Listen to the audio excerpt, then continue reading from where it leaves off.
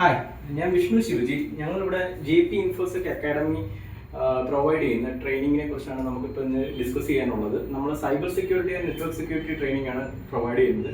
അപ്പം നമുക്ക് ഇന്ന് നെറ്റ്വർക്കിങ്ങിൻ്റെ ബേസിക് ആയിട്ടുള്ള ഒരു സ്വിച്ചിനകത്ത് എങ്ങനെയാണ് ആക്സസ് ചെയ്യുന്നത്, റൗട്ടറിനകത്ത് എങ്ങനെയാണ് ആക്സസ് ചെയ്യുന്നത്, ഫയർവാളിനകത്ത് എങ്ങനെയാണ് ആക്സസ് ചെയ്യുന്നത് എന്ന് നമുക്കൊന്ന് നോക്കാം.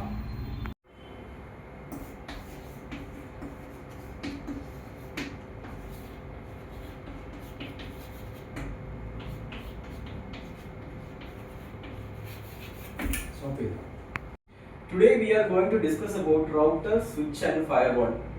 Okay, so ഞാൻ ഇന്ന് നിങ്ങളെ ഇൻട്രൊഡ്യൂസ് ചെയ്യാൻ പോവാണ് ഇങ്ങനൊരു മൂന്ന് ഡിവൈസസിനെ. ഹായ്, ഇന്ന് നമ്മൾ കോൺഫിഗർ ചെയ്യാൻ പോകുന്നത് ഒരു റൗട്ടർ, ഒരു സ്വിച്ച്, ഒരു ഫയർവാൾ ഉണ്ട്. ഇത് മൂന്നെണ്ണവും നമ്മൾ ഇന്ന് കോൺഫിഗർ ആയിട്ടാണ്. സിസ്കോ ആണ് നമ്മുടെ ബേസിക്, എല്ലാത്തിൻ്റെയും ബേസിക്സ് ആയിട്ടുള്ളത്.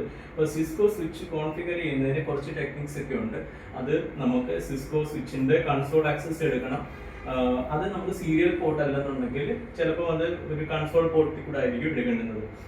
അതിനകത്ത് കുറച്ച് ഫ്രണ്ടിൽ കാണുന്നത് കുറേ പോർട്സ് ആണ്. ഇതൊരു 24 പോർട്ടാണ്, 12 പോർട്ട് സെപ്പറേറ്റ് ചെയ്ത് ഒരു 2960 സ്വിച്ച് ആണ്. ഓക്കെ, അപ്പോൾ ഇത് നമ്മൾ എങ്ങനെ കോൺഫിഗർ ചെയ്യുന്നതെന്നാണ് ഇന്ന് നോക്കുന്നത്.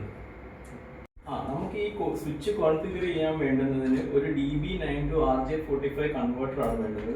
DB9 to RJ45 കൺവേർട്ടർ ഉണ്ട്. ഓക്കെ, അത് കൂടാതെ ഇതൊരു USB to സീരിയൽ കൺവേർട്ടർ ആണ്. ഇതിനകത്ത് നമുക്ക് USB കണക്ട് ചെയ്യാൻ പറ്റത്തില്ല, സീരിയൽ കണക്ട് ചെയ്യാനും പറ്റത്തില്ല. കൺസോൾ പോർട്ടാണ് ഉള്ളത്. അപ്പോൾ കൺസോൾ പോർട്ടിനെ കൺവേർട്ട് ചെയ്യാൻ വേണ്ടി ഒരു DB9 to RJ45 കൺവേർട്ടർ ഉണ്ട്.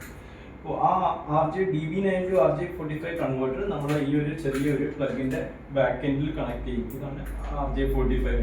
ഇത് DB9 to RJ45 കൺവേർട്ടർ. ഇത് കുത്തി കഴിഞ്ഞാൽ നമുക്ക് ആക്ച്വലി ഒരു സീരിയൽ ആക്സസ് കിട്ടും. ഇത് USB to സീരിയൽ കൺസോൾ ആണ്. ഇത് വെച്ചിട്ട് നമ്മളിങ്ങനെ കണക്ട് ചെയ്യുക. ഇതിനകത്തോട്ട് കണക്ട് ചെയ്ത് കഴിഞ്ഞാൽ നമുക്കത് അതിൻ്റെ ഫുൾ കണക്ടിവിറ്റി എല്ലാം ഓക്കെയാണ്. പിന്നെ നമുക്ക് ആവശ്യമുള്ളത് പുട്ടി സോഫ്റ്റ്വെയർ ആണ്. ആ പുട്ടി സോഫ്റ്റ്വെയർ യൂസ് ചെയ്തിട്ടായിരിക്കും നമ്മൾ ഇതിൻ്റെ കൺസോൾ ആക്സസ് എടുക്കുന്നത്.